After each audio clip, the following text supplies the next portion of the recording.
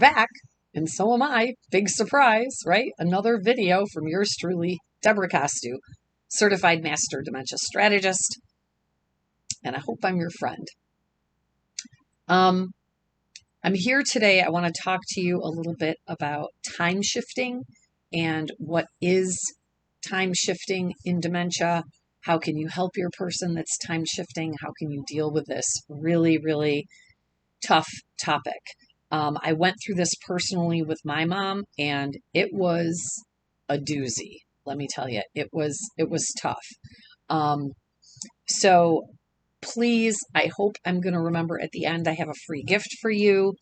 And I also want to tell you just quickly that between now and the holidays, I'm going to be scheduling several webinars for you. It's my favorite all-time webinar. It's how to have successful visits with your person for the holidays, how to include them in the holiday festivities without maybe having everything fall apart. I'm going to be doing several of these webinars, so if you're interested, there will be a link below to my website.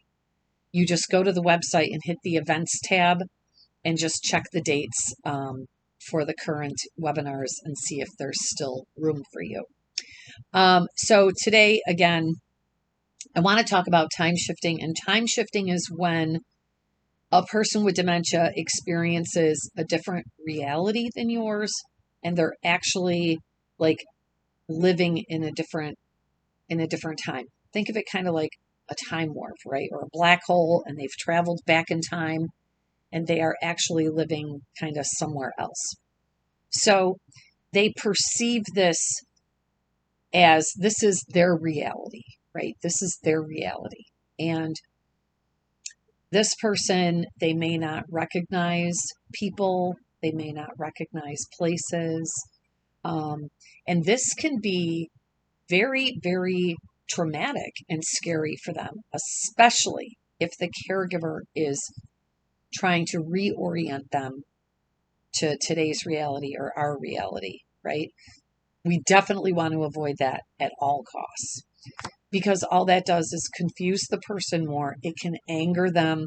It can tell them to start pushing away from you, and it can start to deteriorate the trust and the relationship that you have. And we have to be very careful to keep those relationships intact as much as possible. Because if they start pushing you away, how are you going to keep a close eye on them, make sure that they're safe and that they're okay? So time shifting, it's important that we rely on our memories for so many things, right? When you think about what we rely on memory for, I mean, it's just about everything. It's what is this tool and what is it used for? This is memory, right? I've known since I was a child that this is a pen and I use it to write or draw or color. And I know what the purpose is and I know how to function and how to use it properly, right? That's memory. I know what a banana is. I know that it's food. I know that I'm supposed to eat it. I know that eating is healthy. I know that eating makes me then have waste and I have to go to the bathroom. So our memory, when you think about it, is really involved in everything. How the world works around me, how I integrate with the world around me. So our memory and how the brain uses the information from the past to make our senses work with our environment and how we can predict outcomes. Predicting outcomes. That's another whole video. But the person with dementia can have problems with their more short-term memory. And this is more, I have to be really careful here because I don't want to start confusing you, but our short-term memory is damaged more with the earlier signs of Alzheimer's disease. So time shifting can be sort of more of an Alzheimer's disease problem. However, all different types of dementia, when it does start destroying this part of the brain, can happen with any type of dementia. So, but it is definitely more prevalent with Alzheimer's disease. Now,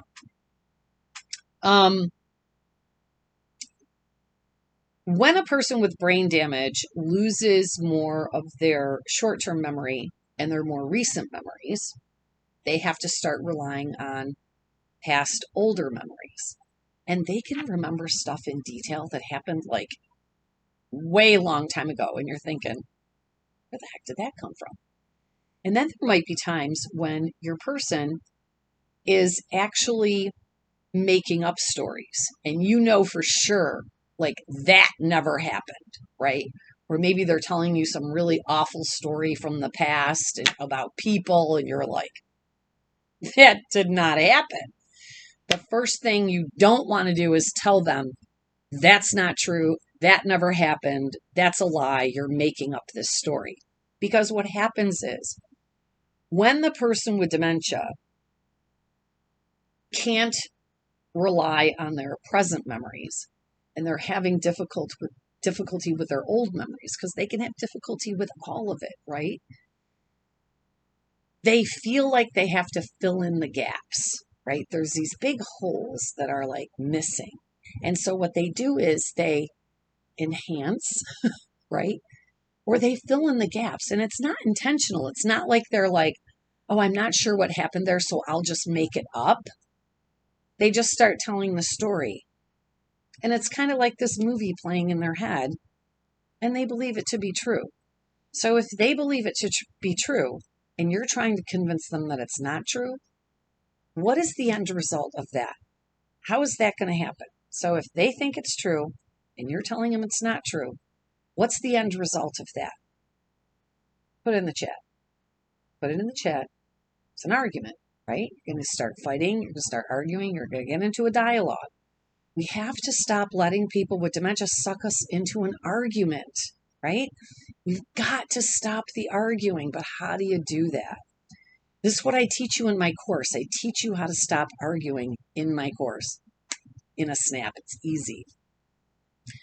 So the more you get into a dialogue with a person with dementia, the more that you start to try to bring them into today's reality, or you're telling them that stories that they're telling are not true, or this is John, your son, and they see their husband or their father, and you're demanding that it's their son, John, because poor John, his feelings are hurt, right?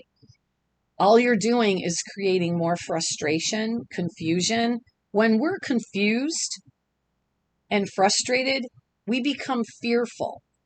Fearful turns into anger and rage. And then we start this again. We start the arguing again. Because you cannot convince a person with dementia that this is John, your son, because she sees her father. So the more you try to tell her, yeah, this is your son, John. Don't you remember son? Your son, John. He's right here. He looks kind of like your dad, but this is John. He's your son. You had him. He's like 25 years old. He's 40 years old. And she's like, no, no, no. Now she's not going to start trusting you. She's going to start backing away from you. She's going to be kind of afraid of you because you're trying to suck her into your reality, which you cannot do. It's not achievable. So you have to stop doing it. We have to stop driving that wedge in between the relationship. The person with dementia has to rely on someone. They have to trust someone. They have to build their posse, right? They have to know that there's always someone there that they can confide in, that they can trust, that they can believe. So we have to stop pushing this issue. We have to stop trying to bring them into our reality. Because what's the outcome? Who cares? What's the difference? I know there's a difference to John and his feelings, but I can also teach you all of that in the course, how to handle those types of situations. So while a person can time shift, they can time shift in and out. So they may not be time shifting all the time, right? They could be coming in and out of this. So, which can be good and it can be bad because you don't really know what you're walking into, right? So if you walk in the house and then dad sees his wife, and he's getting all frisky with her and you're the daughter and you don't know what to expect when you're walking in the door. These can be really, really tough times. So a person also who is experiencing time shifting, they may be experiencing a lot of different other things. And you may notice some of these problems with your loved one or your people in your senior living care community, they may be saying that they have to go get their children. Their children are coming home from school and they need to be home to get the kids off the bus or get them home from school. And that is an example of time shifting. So they think that they're much younger and they have to go and get their kids off of the bus. They have to be home and ready to get the kids off the bus. Maybe they have to make dinner, get things ready. Another thing that involves time shifting is when your person with dementia doesn't recognize themselves in the mirror. And that's because when they look in the mirror, they see an old person and they think that they're young. They think that they're a young, vibrant, cute hotsy-totsy, and they look in the mirror and they're like, well's that old person? And why is this old person in my house and in my bathroom? Like, that can be very scary to them. Another thing that can happen is that they can struggle with newer technology, right? So when they were young, there were a lot of buttons and dials, and now everything's push and digital, and so that can create a problem. So again, like I talked about earlier, with not recognizing what items are used for. So that can be a really big problem. And another one is interpreting those around us. Like I was kind of talking about a few minutes ago, thinking that maybe their son is their dad or their daughter is their mother or their sister. So this can happen in time shifting. And another thing is that maybe if your loved one was a teacher and people are coming over, she may think that the people who are coming over to her house are her students in class because she's time shifted and she's back when she was a teacher. So these are things that I want you to think about when you are experiencing behaviors that are shocking to you or scary to you. The first thing you need to do is remain calm, keep your cool, and you need to play along with these situations. You can't try to push them into your reality. This is, again, they're going to push back if you try to do that. And all it's going to do is create friction in your relationship. And we don't want friction in the relationship. We want a happy, content person with dementia who's going to comply with our wishes. Aha. So a cooperative person with dementia, you're going to get a lot farther along if your person with dementia is happy and content. They're not afraid. They're not being what's that word I'm looking for? My pick pan isn't working right now. But less confrontational, right? It's not the word I wanted. But anyway, put the word in the chat if you think of the word that I'm trying to come up with. But I want you to kind of think about something for a minute. Have you ever had an argument with a drunk person or someone who was on drugs? Have you ever had an argument with somebody who was drunk? Think about, how did that work out, right? I mean, it just doesn't. It doesn't work out. So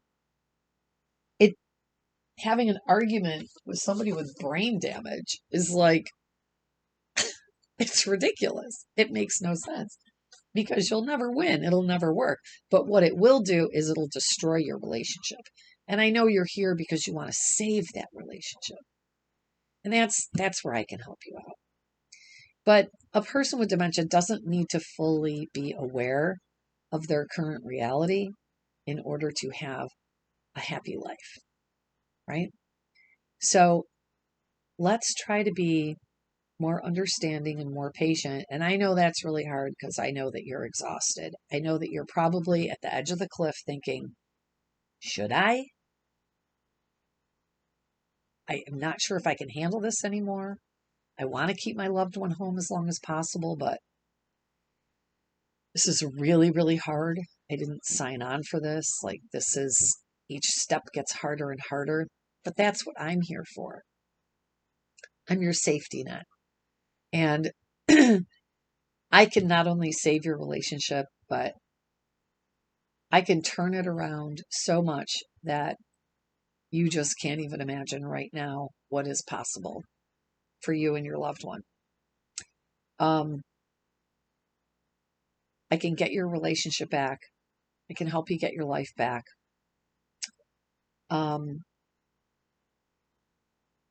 this dementia journey is so hard, and I wish that you could Google the answers. I wish that you could call the doctor's office and get these answers, but the truth is there hasn't been any significant changes in how to care for a person with dementia in decades until now. Oh, I have your free gift.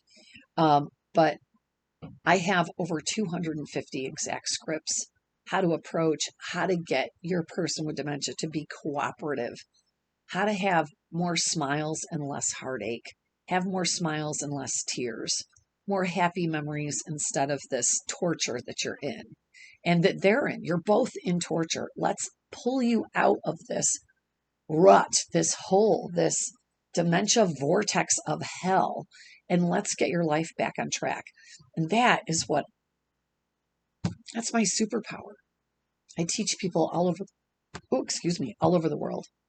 And I would love nothing more than to help you and your family. And I'm confident that I can do it. So if you're interested in learning more, go to the website down below, answeraboutalz.org, and book a call in the top right corner. It's super easy. You fill out a quick form, and then we'll get on a call together. I have something free for you, but first I want to show you #1 best-selling book, Forget Me Not. Make sure you pick up a copy of this. This has been helping people all over the globe with their dementia problems. Highly rated. And then I have a free gift for you on my website, answeraboutalz.org, Understanding Different Types of Dementia. This is under the free resources tab. This is a phenomenal document. It's probably my most downloaded resource. So get this. So when you go to the website, get your free resource, book a call to see how we can help you, and then go over to the events tab and see if there's a current webinar that you might like to join me live and ask some questions. I'm so glad that you're here with me today. Please know that there is help out there. I know that even if you've taken many, many other training courses and left with a lot of theory but no results, that's over. And I'll guarantee it with a 100% money back guarantee. That's how much I believe in my course. So I hope to see you. Oh, and by the way, the course is only 4 days. It's only 4 days. So think about 4 days versus how many years do you have left that you may be having to deal with these really, really difficult times. But make the call and it can all get so much better. I'm Debra Costu, and I'm here to help you through your dementia journey. Have a fantastic day.